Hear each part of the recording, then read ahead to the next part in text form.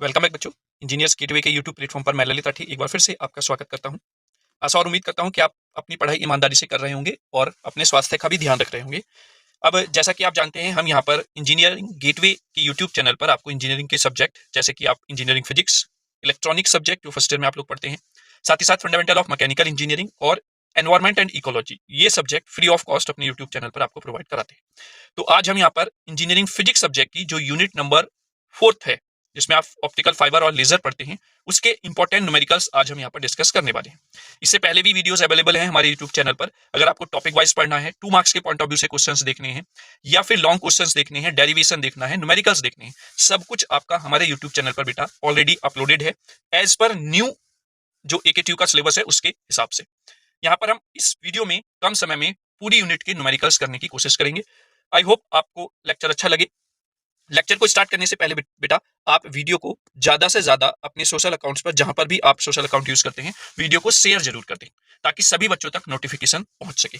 और अगर आप कोई भी इंफॉर्मेशन चाहते हैं तो आप हमें कॉन्टैक्ट नंबर पर, हमारे हेल्पलाइन नंबर्स पर हमसे बात कर सकते हैं। ठीक है, हमारे यूट्यूब चैनल पर जाइए, वहां पर आप प्लेलिस्ट जब चेक करेंगे तो वहां पर आपको सारी वीडियोस की प्लेलिस्ट मिल जाएगी, यूनिट वाइज बनी हुई। कहीं पर भी कोई समस्या किसी भी टॉपिक में आती है तो तुरंत आप कमेंट बॉक्स में कमेंट करें, उसका रिप्लाई आपको जरूर किया जाएगा। ठीक है, तो अब बात कर लेते हैं आज की वीडियो की। इस वीडियो में हम, जैसा कि मैंने बताया, यूनिट 4 के ऑप्टिकल फाइबर और लेजर के न्यूमेरिकल डिस्कस करेंगे। अगर आप क्वेश्चंस पेपर उठाकर देखें या फिर अगर आपने इसके न्यूमेरिकल्स किए हैं तो आपको बहुत इजी इसके न्यूमेरिकल लगेंगे, क्योंकि हर एक यूनिट से आपका एक न्यूमेरिकल 7 नंबर में पूछा जाता है। तो उस पॉइंट ऑफ व्यू से न्यूमेरिकल का पोर्शन बहुत इंपॉर्टेंट हो जाता है एग्जाम के पॉइंट ऑफ व्यू से।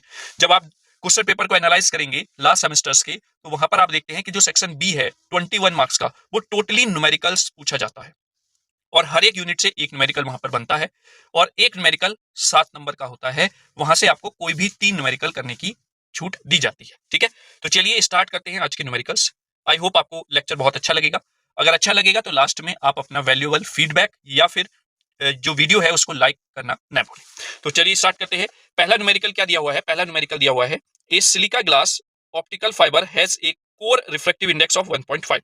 कोर का रिफ्रैक्टिव इंडेक्स 1.5 दिया हुआ है एंड क्लैडिंग का रिफ्रैक्टिव इंडेक्स 1.450 दिया हुआ है। Then calculate the numerical aperture of the optical fibre. Optical fibre का न्यूमेरिकल अपर्चर कैलकुलेट करने के लिए यहां पर बोला गया है। तो अगर आपने इस यूनिट को अच्छे से पढ़ा है तो न्यूमेरिकल अपर्चर को with the help of the reflective index आपको फाइंड आउट करना बहुत अच्छे से आता होगा। इसका डेरिवेशन भी मोस्ट इंपॉर्टेंट है। केवल एक डेरिवेशन है ऑप्टिकल फाइबर में जिसमें हम ये सारी चीजें फाइंड आउट करते हैं। ठीक है, तो सबसे पहले जो जो चीजें गिवन है वो हम लिख लेते हैं। रिफ्लेक्टिव इंडेक्स ऑफ कोर दिया हुआ है, वो N1 होता है। रिफ्लेक्टिव इंडेक्स ऑफ क्लैडिंग दिया है, वो N2 होता है। न्यूमेरिकल अपर्चर आपसे पूछा है। ठीक है बच्चों, न्यूमेरिकल अपर्चर आपसे बेटा पूछा गया है। तो हमें पता है, वी नो दैट कि न्यूमेरिकल अपर्चर इक्वल टू होता है square root of N1 square minus N2 square. N1 और N2 की वैल्यू आप यहाँ पर पुट करेंगे। जैसे ही आप वैल्यूज पुट करेंगे और कैलकुलेटर से कैलकुलेट करेंगे, देन यू फाइंड दैट कि Na की वैल्यू आ जाएगी 0.384। देखिए, आप फर्स्ट ईयर में एडमिशन लिए हुए हैं, पहला सेमेस्टर आपका है, तो आप लोगों को पता होगा, क्योंकि वैसे क्लासेस चले हुए बहुत काफी समय हो चुका है और आपके टीचर्स ने आपको बताया भी होगा कि आपके एग्जाम में कैलकुलेटर अलाउ होता है। तो यानी कि कैलकुलेटर की हेल्प से ये सारी चीजें आप कैलकुलेट कर सकते हैं। तो उसके लिए आप पहले कैलकुलेटर को ले लें और जब मैं क्वेश्चंस करा रहा हूं तो प्रैक्टिस करते रहें कैलकुलेशन की। एक तो आंसर वेरीफाई हो जाएगा, साथ ही साथ अगर किसी आंसर में आपको कोई गड़बड़ी लगती है, बाय मिस्टेक कोई आपको गलत लगता है आंसर, तो आप उसका कमेंट तुरंत कमेंट बॉक्स में कर देंगे। ठीक है, ताकि और बच्चों को भी गलत आंसर की इंफॉर्मेशन ना पहुंचे। ठीक है, तो आई होप पहला क्वेश्चन बहुत ईजी है। इस यूनिट से जो भी न्यूमेरिकल आते हैं बहुत ईजी होते हैं, बस आपको प्रैक्टिस करनी है।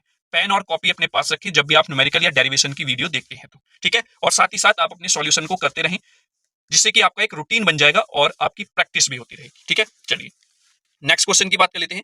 Compute the numerical aperture and the acceptance angle of an optical fibre from the following data. कुछ डेटा गिवन है जिससे कि आपको एक्सेप्टेंस एंगल, न्यूमेरिकल अपर्चर, दो चीजें यहां पर पूछी गई। देखिए, हमने जो डेरिवेशन किया है उसमें हमने N1 और N2 लेकर चले हैं, reflective index for core and cladding. यहां पर जो है, यहां पर μ1 और μ2 से दे दिया है, तो वो डरने की आप लोगों को जरूरत नहीं है। ठीक है, जिस तरीके से दिया हुआ है वही पैरामीटर्स आपको यूज कर लेने हैं। यहाँ पर μ1 दिया हुआ है कोर का रिफ्लेक्टिव इंडेक्स 1.48 और μ2 दिया हुआ है क्लैडिंग का रिफ्लेक्टिव इंडेक्स जो कि है 1.46। अब पूछा क्या है वो चीजें हम सारी गिवन में लिख लेते हैं। पहले जो जो चीजें दी हुई हैं वो लिख लेंगे। दोनों का रिफ्लेक्टिव इंडेक्स लिख लिया हमने, μ1 और μ2 की फॉर्म में है तो हम μ1 μ2 की फॉर्म में ही लिखेंगे। ठीक है, Na आपको फाइंड आउट करना है और दूसरी तरफ आपको थीटा ए यानी कि एक्सेप्टेंस एंगल फाइंड आउट करना है। ये छोटी छोटी टर्म्स भी आपकी इंपॉर्टेंट है 2 मार्क्स के पॉइंट ऑफ व्यू से। न्यूमेरिकल अपर्चर क्या होता है, एक्सेप्टेंस एंगल क्या होता है, ये सारी चीजें। ठीक है, तो अगर हम देखें यहाँ पर कि we know that numerical aperture जो होता है बेटा, न्यूमेरिकल अपर्चर होता है square root of μ1 square minus μ2 square. अभी हमने इससे पहले क्वेश्चन किया है, दोनों वैल्यूज आप पुट कर देंगे, कैलकुलेटर से कैलकुलेट करने के बाद आपको NA यानी कि न्यूमेरिकल अपर्चर जो मिलेगा वो मिलेगा 0.2425। ठीक है, आई होप आपका भी आंसर कैलकुलेटर से यही आ रहा होगा। अब उसके बाद दूसरी टर्म पूछिए एक्सेप्टेंस एंगल। तो न्यूमेरिकल अपर्चर और एक्सेप्टेंस एंगल में एक रिलेशन होता है, अगर आपने डेरिवेशन किया होगा तो रिलेशन होता है साइन थीटा ए यानी कि acceptance angle equals to numerical aperture के। जब आपको थीटा ए निकालना है तो इस साइन को आप उठाकर ले जाएंगे इधर, यानी कि साइन पहुंच जाएगा इनवर्स में। तो आप चाहे तो ऐसे लिख सकते हैं sine theta A equals to sine inverse numerical aperture, या डायरेक्ट अगर केवल और केवल न्यूमेरिकल अपर्चर पूछा जाए तो उसकी जगह पर डायरेक्ट आप ये वैल्यू रख सकते हैं। ठीक है, जैसे ही आप इन वैल्यूज को पुट करेंगे, क्योंकि आपने न्यूमेरिकल अपर्चर ऊपर ही फाइंड आउट किया है तो मैंने डायरेक्ट यहाँ पर वैल्यू पुट कर दी है 0.2425। आफ्टर कैलकुलेटिंग आपको मिलेगा 14.03 डिग्री। देखिए, जब आप अपने कैलकुलेटर को बेटा कैलकुलेटर्स को यूज करेंगे तो वहां पर दो सिचुएशंस होती हैं, एक तो रेडियन की और एक डिग्री की। तो अगर आप डिग्री पर क्लिक किए हुए हैं तो आपका आंसर डिग्री में आएगा, और अगर आप रेडियन को सेट किए हुए हैं तो आपका आंसर यहाँ पर रेडियन में आएगा। तो ये चीज भी आपको ध्यान में रखना है, और जब आप एंगल निकालेंगे तो उसका डिग्री या रेडियन जरूर मेंशन करेंगे, ताकि एग्जामिनर को पता रहे कि आपने आंसर डिग्री में निकाला है या रेडियन में निकाला है। Is that clear? I hope question number second भी आपको क्लियर हो गया होगा। चलिए आगे बात कर लेते हैं। नेक्स्ट क्वेश्चन क्या कहता है, N optical fibre has the following characteristics. Fibre index दिया हुआ है 1.36, तो म्यू1 दिया हुआ है, तो दैट मींस ये कोर का रिफ्रैक्टिव इंडेक्स है। और आगे दिया हुआ है रिलेटिव रिफ्रैक्टिव इंडेक्स डिफरेंस, यानी कि एक डेल्टा होता है जो हमें बताता है रिलेटिव रिफ्रैक्टिव इंडेक्स में डिफरेंस, वो दिया हुआ है डेल्टा इक्वल्स टू 0.0025। आगे फाइंड क्या करना है, value of numerical aperture and the value of the acceptance angle. ये दोनों पैरामीटर्स पूछे गए हैं, लेकिन यहाँ पर कंडीशन थोड़ा चेंज हो गई है। जो लास्ट वाला न्यूमेरिकल सेकंड किया है हमने, उसमें आपको म्यू1 म्यू2 या n1 n2 दोनों की वैल्यूज दी हुई थी। यहाँ पर आप केवल और केवल म्यू1 दिया हुआ है और उसके साथ साथ रिफ्रैक्टिव इंडेक्स डिफरेंस दिया हुआ है डेल्टा की वैल्यू। तो हमें उसमें भी एक रिलेशन पता है। देखिए, जब भी आप न्यूमेरिकल करें तो सबसे पहला स्टेप होना चाहिए आपको क्या क्या चीजें गिवन है वो आपको लिखना है। जैसे कि हमने यहाँ पर लिखा है म्यू1 गिवन है, फिर डेल्टा गिवन है, और उसके बाद जो चीज पूछी गई है वो भी आप यहीं पर मेंशन कर देंगे, NA और थीटा ए। आई होप ये आपने नोट किया। उसके बाद आप अपना फॉर्मूला यूज करेंगे, जो भी फॉर्मूला आपका उसमें यूज होना है उसको लिखेंगे वी नो दैट करके।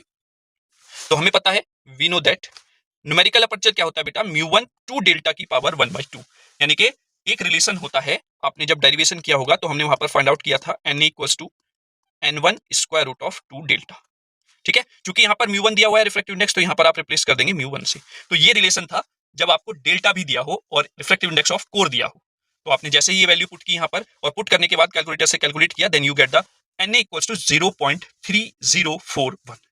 आई होप न्यूमेरिकल अपर्चर आपको समझ में आ गया होगा, जो दूसरे तरीके से आपसे यहाँ पर पूछा गया है। ठीक है, फिर वही आपसे पूछा गया एक्सेप्टेंस एंगल। एक्सेप्टेंस एंगल का फॉर्मूला आपको पता ही है, साइन थीटा इक्वल्स टू होता है NA। NA यहाँ से आपको दिया हुआ है, क्योंकि अभी दिया हुआ नहीं मतलब अभी हमने कैलकुलेट किया है ऊपर बेटा, ये कैलकुलेट कर लिया है। तो theta A directly sine inverse to NA हो जाएगा। NA की वैल्यू आप यहाँ पर पुट कर देंगे और फिर से आप डिग्री में कैलकुलेट करेंगे तो आपका आंसर आ जाएगा 17.70 डिग्री। ठीक है, तो ये आपका आंसर हो जाता है एक्सेप्टेंस एंगल का। आई होप क्वेश्चन नंबर थर्ड भी आपको क्लियर हो गया होगा। ठीक है, चलिए अब हम नेक्स्ट क्वेश्चन की बात कर लेते हैं, क्वेश्चन नंबर 4। क्वेश्चन नंबर 4 क्या कहता है बच्चों, क्वेश्चन नंबर 4 कह रहा है the fraction change of refractive index between the core and cladding material of A fibre is 1%। मतलब कोर और क्लैडिंग के रिफ्रैक्टिव इंडेक्स में जो डिफरेंस है वो कितने का है बेटा, 1% का है। If the refractive index of the core material is 1.46, then calculate the numerical aperture as well as the acceptance angle. वही दोनों पैरामीटर्स पूछे गए हैं, लेकिन क्वेश्चन की लैंग्वेज चेंज कर दी है। पहले गिवन क्या है वो लिख लेंगे, म्यू1 आपको गिवन है 1.46। अब जो चेंज है रिफ्रैक्टिव इंडेक्स में वो कितना है, 1% है।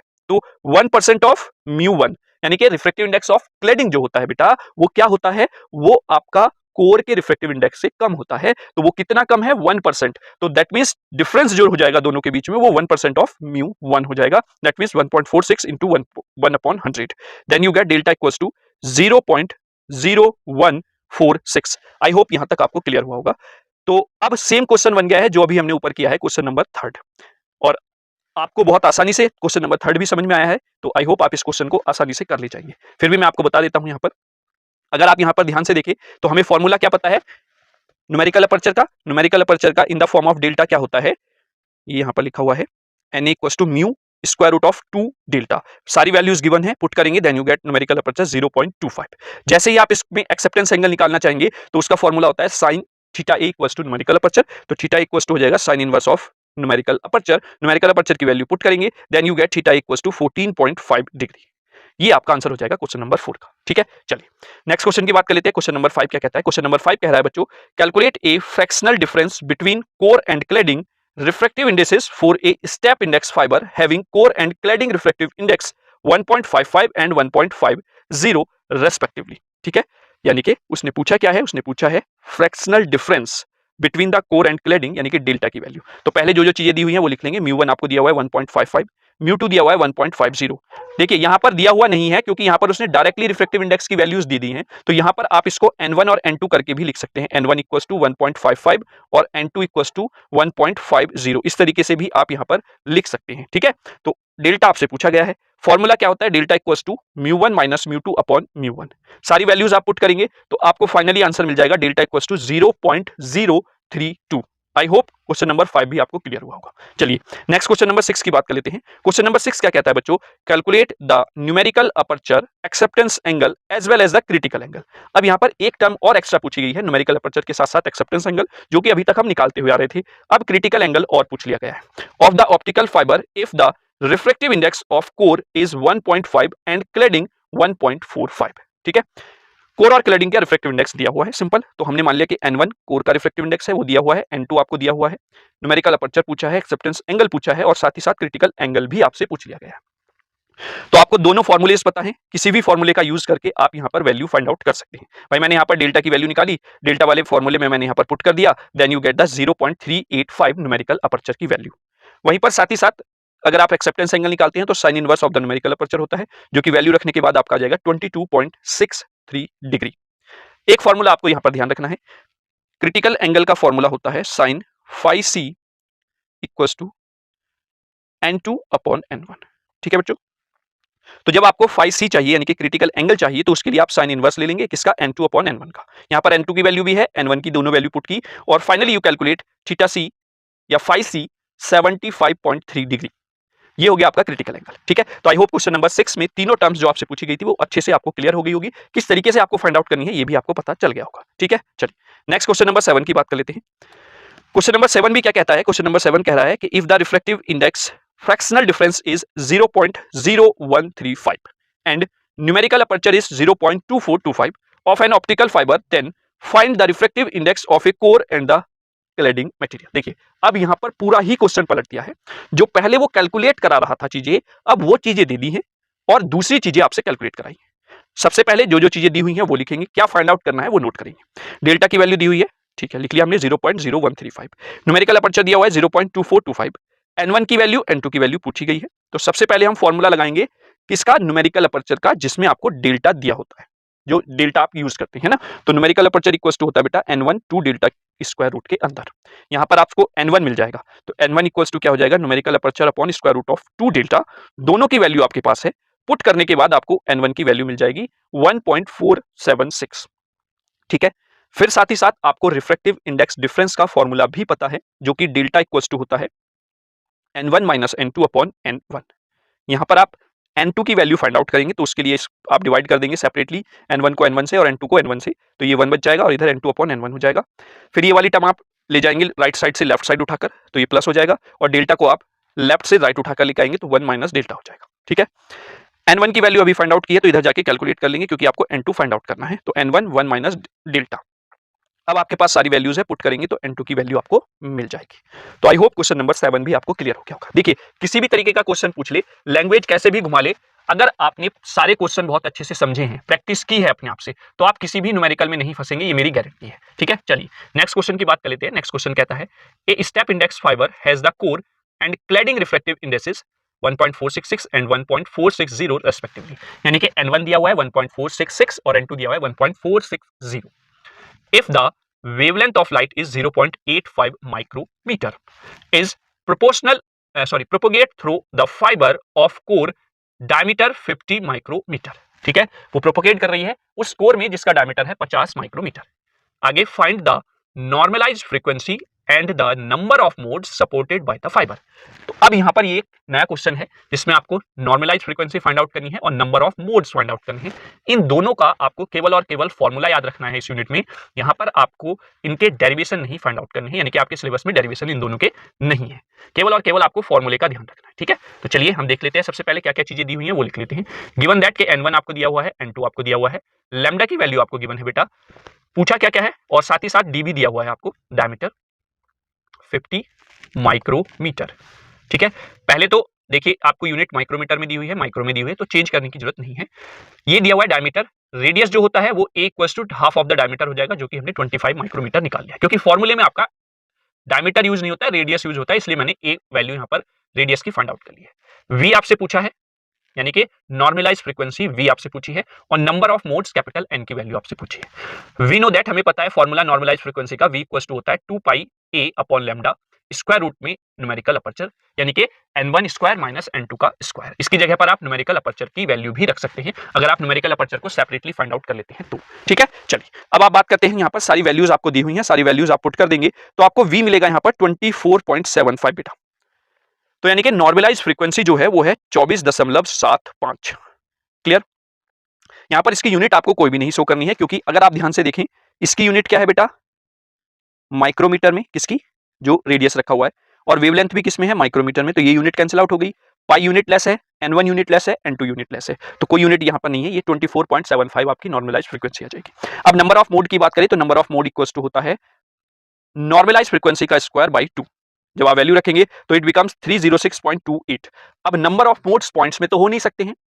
नंबर ऑफ मोड बेसिकली क्या होता है, नंबर ऑफ मोड होता है कि कितनी वेव्स एक साथ प्रोपोगेट कर रही हैं, एक साथ जा रही हैं, ट्रांसफर हो रही हैं ऑप्टिकल फाइबर में, वही आपका नंबर ऑफ मोड्स कहलाता है। तो या तो एक वेव जाएगी, या दो जाएंगी, या तीन जाएंगी, या 300 जाएंगी, या 350 जाएंगी, है ना।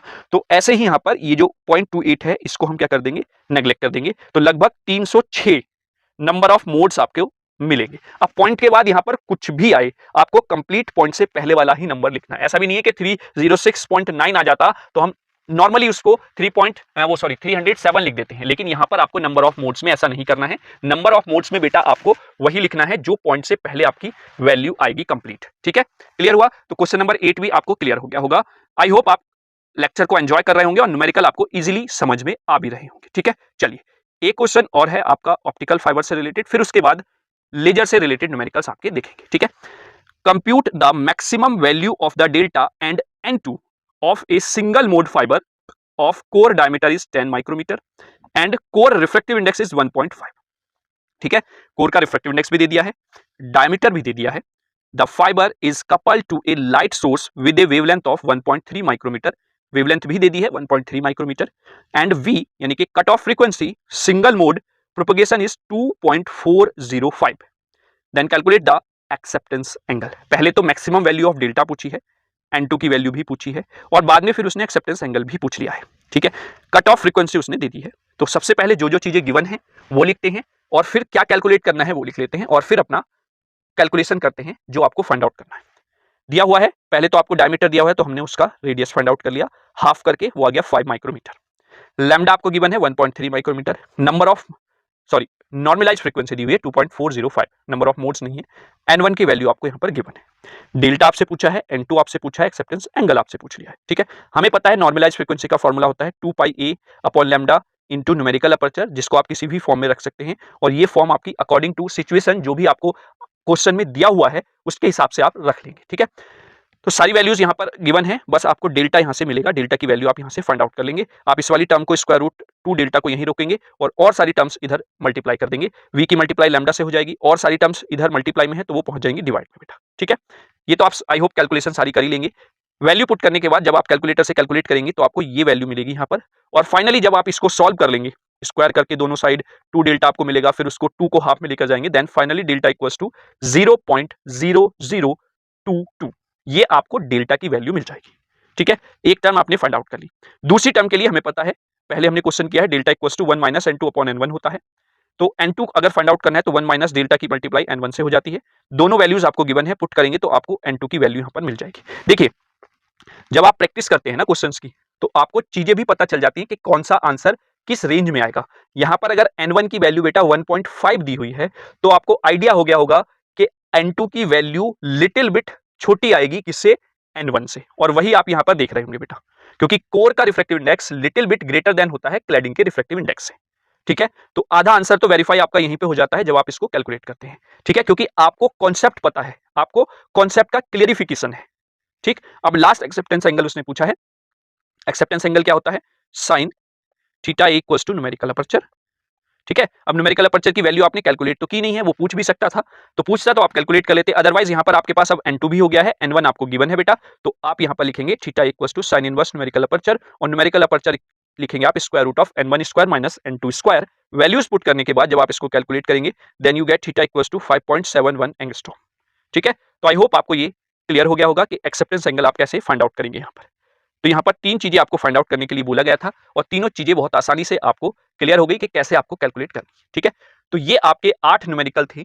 हर एक टाइप के न्यूमेरिकल को मैंने इन्वॉल्व करने की कोशिश की है जो कि एग्जाम में पूछे जाते हैं। ठीक है, और क्वेश्चंस की आप प्रैक्टिस कर सकते हैं, और जो हमारे हेल्पलाइन नंबर है, अगर किसी क्वेश्चन में आपको प्रॉब्लम आती है बच्चों, तो हमारा हेल्पलाइन नंबर जो दिया हुआ है उस पर आप हमें भेज सकते हैं उस क्वेश्चन को, हम उसको सॉल्यूशन का या उसका सॉल्यूशन आपको प्रोवाइड करा देंगे। मैं एक बार फिर से बता देता हूं, नंबर 8273708952। इस नंबर पर आप हमें अपना कोई भी क्वेश्चन है न्यूमेरिकल फॉर्म में उसको यहां पर भेज सकते हैं। ठीक है, चलिए अब नेक्स्ट क्वेश्चन की बात करते हैं। In a ruby laser total number of chromium ions is 2.8 into 10 to the power 19, यानी कि एक रूबी लेजर है जिसमें हम क्रोमियम आयंस का यूज करते हैं, वो है 2.8 इंटू 10 टू द पावर 19। आगे, the laser if the laser emit radiation of wavelength 7000 angstrom, यदि लेजर जो है, जो वेवलेंथ या लाइट जो रेडिएट कर रहा है उसकी वेवलेंथ है 7000 angstrom, then calculate the energy of the laser pulse. Laser pulse की एनर्जी यहां पर कैलकुलेट करने के लिए बोला गया है। ठीक है, बहुत इजी क्वेश्चन है। पहले तो हम जो जो चीजें दी हुई हैं वो लिख लेंगे। क्या क्या गिवन है आपको, given that N equals to दिया हुआ है, यानी कि कितनी आप डोपिंग उसमें कर रहे हैं अपने रूबी लेजर को बनाने के लिए मटेरियल्स की, यानी कि क्रोमियम आयंस की। लैम्डा की वैल्यू आपको दी हुई है, ई आपसे पूछा गया है। ठीक है, हमें पता है कि जो फोटोन एमिट होता है उसकी एनर्जी कितनी होती है, एच न्यू एनर्जी का फोटोन आपका रेडिएट होता है या लेजर से निकलता है। ठीक है, आगे बात करते हैं, चूंकि यहां पर नंबर ऑफ फोटोन्स जो हैं वो एन एमिट होंगे, तो इसलिए जो एनर्जी हो जाएगी किसकी, लेजर पल्स की, वो क्या हो जाएगी, N times of H nu हो जाएगी बेटा, क्योंकि एच न्यू एनर्जी है एक लेजर पल्स की। यहां पर N number of laser pulse की नहीं, फोटोन की। यहां पर जब लेजर पल्स की बात करेंगे तो उसमें एन नंबर ऑफ फोटोन्स रहेंगे, तो इसलिए टोटल एनर्जी जो है लेजर पल्स की वो हो जाएगी N times of H nu. ठीक है, क्योंकि आपको एन दिया हुआ है, एच कांस्टेंट है, इसकी वैल्यू आपको पता होगी। ठीक है, साथ ही साथ न्यू में आपको नहीं दी हुई फ्रीक्वेंसी, इसके लिए आपको एक रिलेशन याद होगा जो आपने 12th में भी पढ़ा होगा, nu equals to C upon lambda, जो कि आपने फ्रीक्वेंसी पढ़ा होगा, F equals to C upon lambda. ठीक है, तो यहां पर हम उस वैल्यू को उठाकर पुट कर देंगे तो सी अपॉन लैम्डा हो जाएगा। अब सारी वैल्यू आपके पास है, देखिए एन की वैल्यू दी हुई है 2.8 into 10 to the power 90, H constant है, प्लैंक्स कांस्टेंट, वो होता है 6.62 into 10 to the power minus 34। C जो है स्पीड ऑफ लाइट होती है 3 into 10 to the power 8। Lambda आपको 7000 एंगस्ट्रॉम दिया हुआ है, तो आप इसको मीटर में कन्वर्ट कर लेंगे। ठीक है, जब आप सारी वैल्यूज रख लेंगे तो ई की वैल्यू आ जाएगी आपके पास 7.94 जूल। यही आपसे पूछा गया था कि जो लेजर पल्स है उसके पास कितनी एनर्जी है, उसके पास है बच्चों एनर्जी 7.94 जूल। क्लियर, तो आई होप क्वेश्चन नंबर 10 भी आपको क्लियर हो गया होगा लेजर से रिलेटेड। अब हम नेक्स्ट क्वेश्चन की बात करते हैं। नेक्स्ट क्वेश्चन क्या कहता है, calculate the energy and momentum of a photon of a laser beam of wavelength 6328 angstrom. हमें एनर्जी और मोमेंटम एक फोटोन का फाइंड आउट करना है जिसमें वेवलेंथ जो दी हुई है लाइट की वो है 6328 एंगस्ट्रॉम। ठीक है, तो सबसे पहले जो जो चीजें गिवन है वो लिखेंगे। लैम्डा की वैल्यू आपको गिवन है, ई आपको फाइंड आउट करना है, और मोमेंटम यानी कि पी भी आपको फाइंड आउट करना है।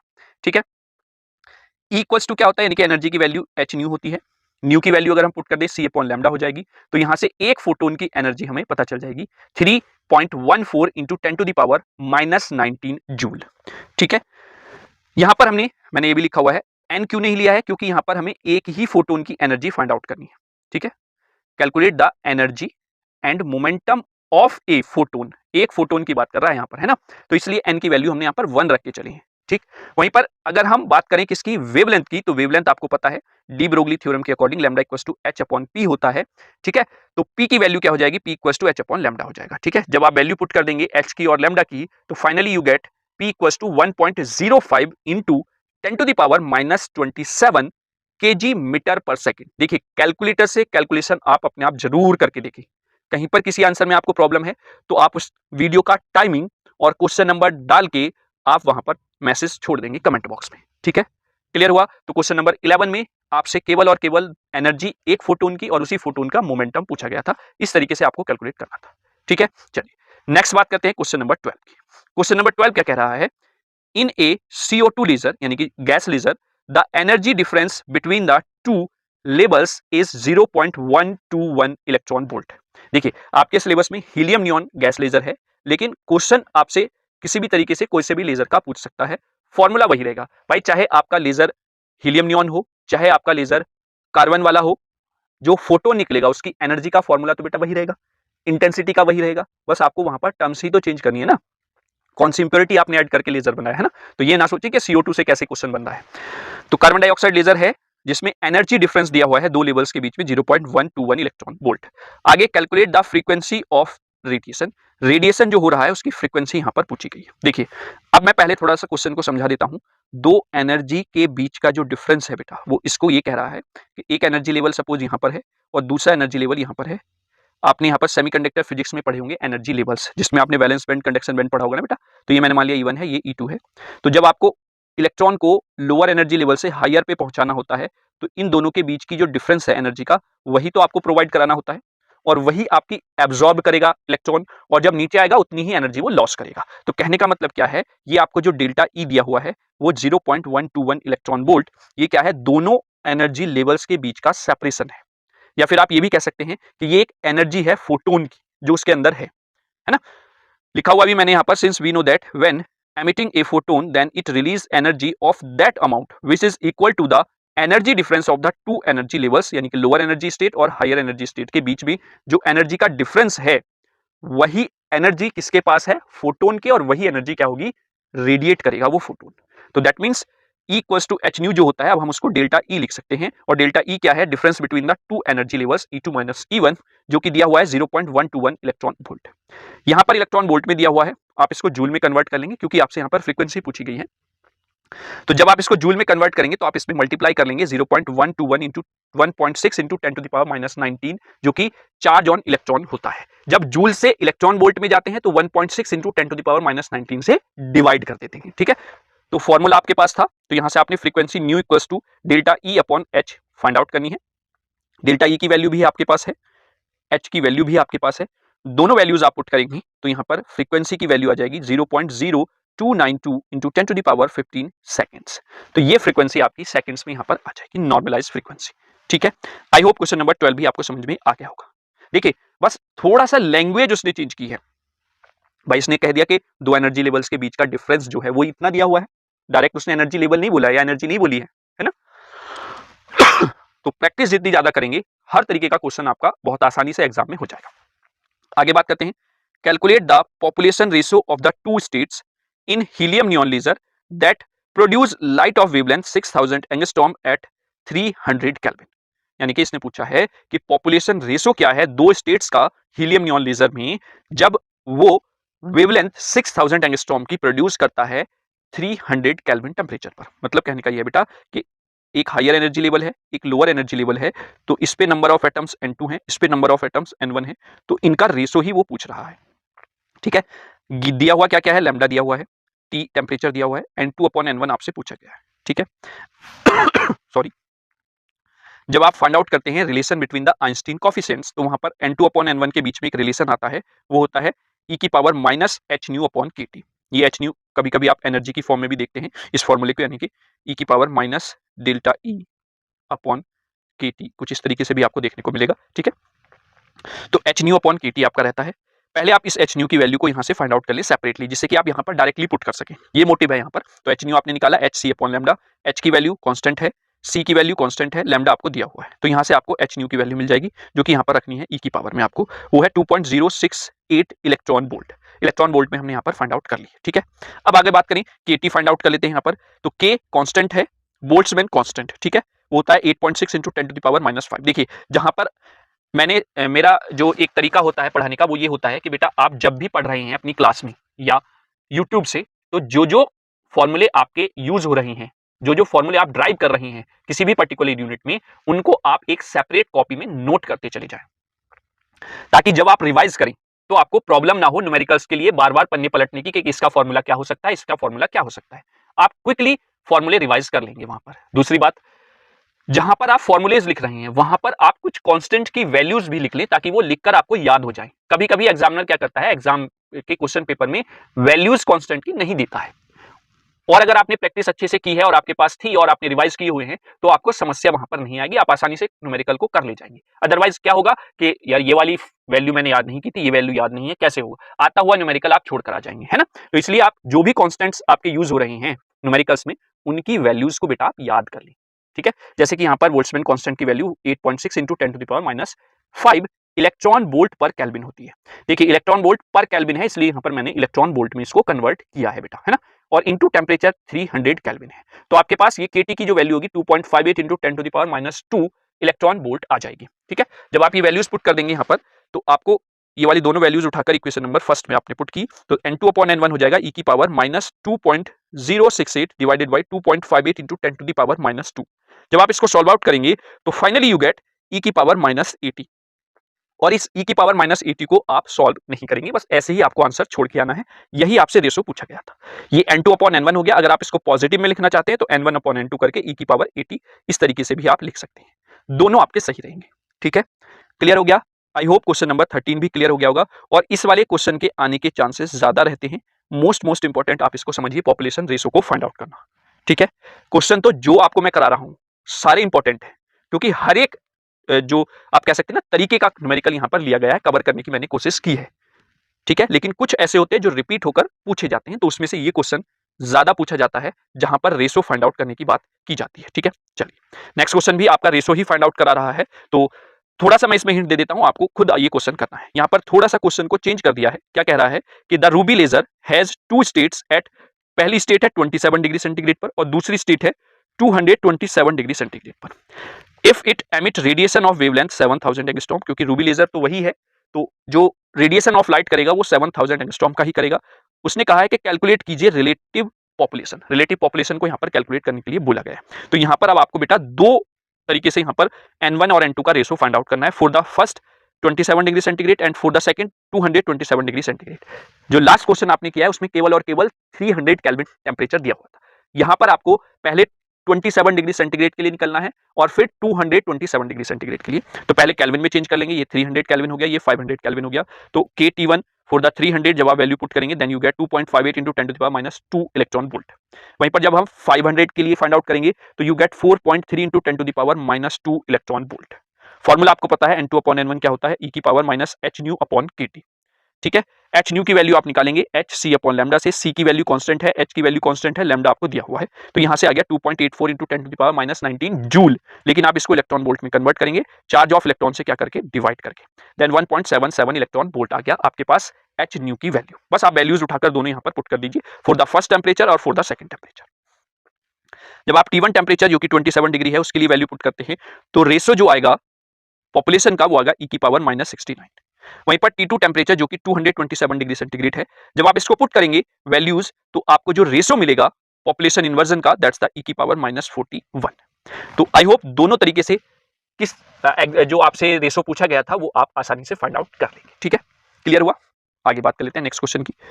क्वेश्चन नंबर 15 क्या कह रहा है बेटा, a laser beam can be focused on a area of 10⁻³ metre square. मतलब जो लेजर की बीम है बेटा, लेजर से जो लाइट आ रही है वो जो फोकस कर रही है, एक सेकंड में यहां बना देता हूं, वो जो फोकस कर रही है उसका जो एरिया है बेटा वो 10⁻³ मीटर स्क्वायर है। आगे, if laser radiates energy at a rate 10 milliwatt, और जो लेजर रेडिएट कर रहा है एनर्जी वो 10 मिलीवॉट है, तो फाइंड क्या करना है, intensity of the focused beam. Focused beam की इंटेंसिटी यहां पर पूछी गई है। तो पहले क्या क्या गिवन है, एरिया दिया हुआ है लेजर बीम का 10⁻³ मीटर स्क्वायर, पावर जो रेडिएट हो रही है 10 मिलीवॉट वो आपको दी हुई है, यानी कि 10⁻² वॉट यहां पर पावर हो जाएगी।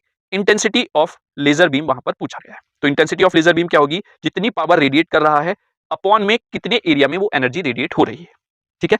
तो आपने दोनों वैल्यूज पुट की, दोनों वैल्यू पुट करने के बाद ये माइनस के 13 पावर ऊपर जाकर प्लस के हो जाएगी और 2 सबस्ट्रैक्ट होकर एट द एंड इंटेंसिटी जो आपको मिलेगी वो होगी 10⁻ वॉट पर मीटर स्क्वायर, क्योंकि पावर की यूनिट वॉट हो गई, एरिया की यूनिट मीटर स्क्वायर हो गई, तो वॉट पर मीटर स्क्वायर 10⁻11 आपका इंटेंसिटी हो जाएगी। आई होप छोटा सा क्वेश्चन था, आपको समझ में आ गया होगा। नेक्स्ट बात करते हैं क्वेश्चन नंबर 16 की। क्वेश्चन नंबर 16 कह रहा है बच्चों कि find the intensity of a laser beam of 1 milliwatt power and having a diameter of 1.44 mm. Then assume the intensity to be uniform across the beam. मतलब पूरी बीम में के अक्रॉस जो इंटेंसिटी है वो यूनिफॉर्म है, कांस्टेंट है, ये हमें एज्यूम करना है। ठीक है, तो पूछा क्या है, इंटेंसिटी ही पूछी है। पावर आपको दी हुई है 1 मिलीवॉट, जिसको आप वॉट में कन्वर्ट कर लेंगे 10 टू द पावर -3 हो जाएगी, है ना। डी आपको दिया हुआ है 1.44 mm डायमीटर, है ना। आप इसको कन्वर्ट करेंगे मीटर में तो 1.4 into 10 to the power 3 minus में मीटर में हो जाएगा। रेडियस क्या हो जाएगा 0.7 into 10 to the power -3 metre. अब देखिए लास्ट वाले क्वेश्चन में और इसमें डिफरेंस क्या है, वहां पर आपको एरिया दिया हुआ था डायरेक्टली, यहाँ पर एरिया नहीं दिया हुआ है, उसका रेडियस या डायमीटर दे दिया है ऐसे। तो ये क्या हो गया सर्किल, तो सर्किल का एरिया क्या हो जाएगा पाई आर स्क्वायर। ठीक है, ये वैल्यू आप यहाँ पर एरिया की जगह पुट कर देंगे। इंटेंसिटी का फॉर्मूला होता है पी अपॉन एरिया, यानी कि पावर अपॉन एरिया। तो पी अपॉन एरिया की वैल्यू हो जाएगी पाई आर स्क्वायर। ठीक है, तो आर की वैल्यू यहाँ पर पुट करेंगे, पाई की वैल्यू पुट करेंगे, पी की वैल्यू पुट करेंगे। जब आप इसको सॉल्व आउट कर लेंगे तो यहाँ पर इंटेंसिटी आ जाएगी 6.5 into 10 to the power 2 watt per metre square. ठीक है, तो आई होप क्वेश्चन नंबर 16 भी आपको बहुत अच्छे से क्लियर हो गया होगा। ठीक है, दोनों लेजर या ऑप्टिकल फाइबर से रिलेटेड जो भी न्यूमेरिकल्स हैं बहुत इजी हैं बेटा, कहीं पर भी कोई समस्या आपको नहीं आएगी, बस आपको प्रैक्टिस जरूर करनी है अपने आप से कॉपी पेन लेकर। ठीक है, आगे बात कर लेते हैं नेक्स्ट 2 क्वेश्चंस की। सेकंड लास्ट क्वेश्चंस है। A laser beam wavelength of 8 into 10 to the power -7 metre and aperture is 5 into 10 to the power -3 metre. The laser beam is sent to moon, laser beam को moon पर send किया जा रहा है। The distance of moon is 4 into 10 to the power 5 kilometre from the earth. Calculate करना है angular spread of beam, कितनी beam spread होगी, और axial spreading when it reaches the moon, moon तक पहुंचने में उसका कितना एक्सियल स्प्रेडिंग होगा जब वो मून पर पहुंच रही है। ये चीजें पूछी गई हैं। ठीक है, ये क्वेश्चन थोड़ा सा तब पूछा जाएगा जब थोड़ा पेपर आपका टिपिकल बनाया जाएगा, है ना, उस सिचुएशन में आपसे ये क्वेश्चन पूछा जाएगा। तो पहले जो जो चीजें दी हुई हैं वो लिखेंगे। लैम्डा की वैल्यू आपको दी हुई है, एल जो है यहाँ पर लेंथ मून की, डिस्टेंस जो है वो यहाँ पर दिया हुआ है वो लिख लिया हमने। D 5 into 10 to the power -3 metre दिया हुआ है। ठीक है, यानी कि जो अपर्चर है उसको हमने डी माना हुआ है। ठीक है, फॉर्मूला हमें पता है, we know that angular spreading of the beam होता है delta theta equals to lambda upon D, यानी कि जो वेवलेंथ है वो कितने अपर्चर के साथ स्प्रेड हो रही है वही एंगुलर स्प्रेड कहलाएगा, डेल्टा थीटा। दोनों वैल्यूज आपको गिवन है तो ये स्प्रेडिंग आपकी एंगुलर फाइंड आउट हो जाएगी। एक्सियल स्प्रेडिंग की बात करूं तो एक्सियल स्प्रेडिंग के लिए फॉर्मूला होता है omega equals to L into delta theta का स्क्वायर। एल आपको पता है, डेल्टा थीटा आपको पता है, जो कि अभी आपने यहाँ पर फाइंड आउट किया है। दोनों वैल्यूज आप पुट कर देंगे तो ये आ जाएगा बेटा एक्सियल स्प्रेडिंग। एक्सियल स्प्रेडिंग उसकी कितनी हुई है ये आपका यहाँ से कैलकुलेट हो जाएगा। आई होप आपको दोनों टर्म्स पता चल गई होंगी, बस इसके फॉर्मूले आपको ध्यान में रखनी है और एक बार प्रैक्टिस आप कर लेंगे तो आपको पता चल जाएगा किस तरीके से यहाँ पर चीजें आपको कैलकुलेट करनी। लास्ट क्वेश्चन की बात करें, लास्ट क्वेश्चन कह रहा है ए लेजर बीम जिसकी वेवलेंथ है 6000 angstrom on earth is focused by the lens of diameter 2 metre on to a crater on the moon. The distance of the moon is 4 into 10 to the power 8 metre. How big a spot on the moon, यानी कि moon पर जो intensity इसकी laser beam की पड़ेगी उसका spot कितना बड़ा होगा ये पूछा है। नेग्लेक्ट करना है यहाँ पर effect of the atmosphere, atmosphere के इफेक्ट को हमें यहाँ पर नेग्लेक्ट करके चलना है।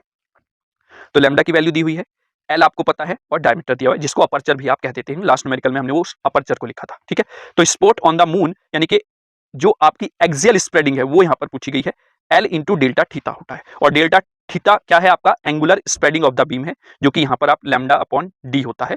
ये वैल्यू आप डेल्टा थीटा की जगह यहाँ पुट कर देंगे या फिर सेपरेटली आप इसको कैलकुलेट कर सकते हैं। जब आप ये वैल्यू पुट कर देंगे और फाइंड आउट करेंगे सारी वैल्यूज रख के तो फाइनली आपके पास एक्सियल स्प्रेडिंग जो होगी वो हो जाएगी 14400 मीटर स्क्वायर। इतने की स्प्रेडिंग आपको देखने को यहाँ पर मिल जाएगी।